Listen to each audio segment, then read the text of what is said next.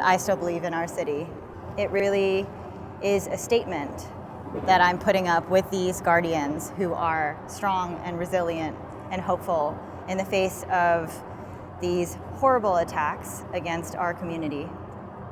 It is a public art series created in partnership with the New York City Commission on Human Rights to address the anti-Asian bias and hate crimes that have been on the rise as of late. I'm Amanda Fィンボディパッキヤ. I'm a Brooklyn-based multidisciplinary artist, and my work makes the invisible visible.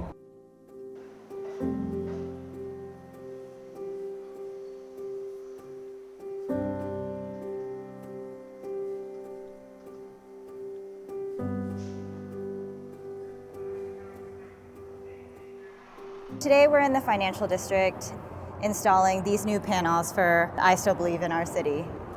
We see these figures depicted larger than life. And what they do is they lift us up.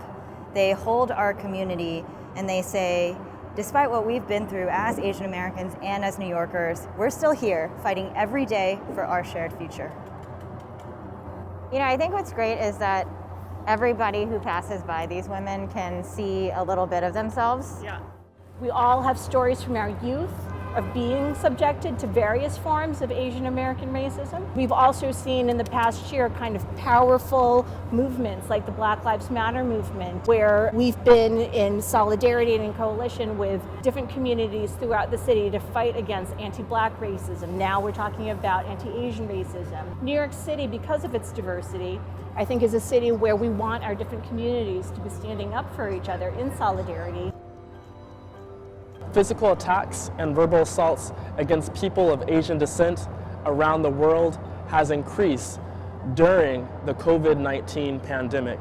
The United Nations, since its beginning, has fought against racism and racial discrimination, specifically with the Universal Declaration of Human Rights. And the United Nations Office for the High Commissioner for Human Rights is fighting against racism, discrimination, xenophobia, and fighting for minorities and indigenous peoples as well.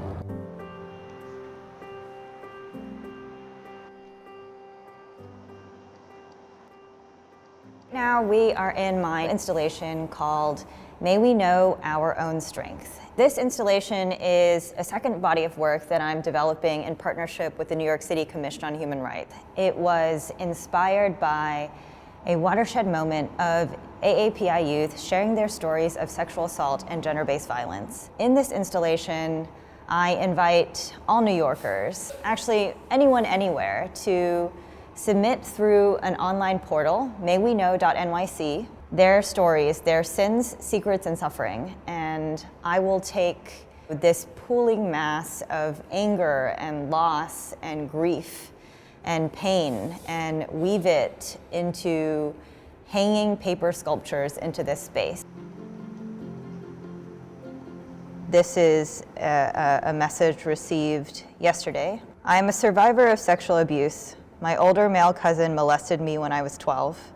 What makes this even more complicated is that he is from the AAPI side of my family, so I often find myself struggling to accept that the source of my connection to this beautiful community also contains my greatest wound.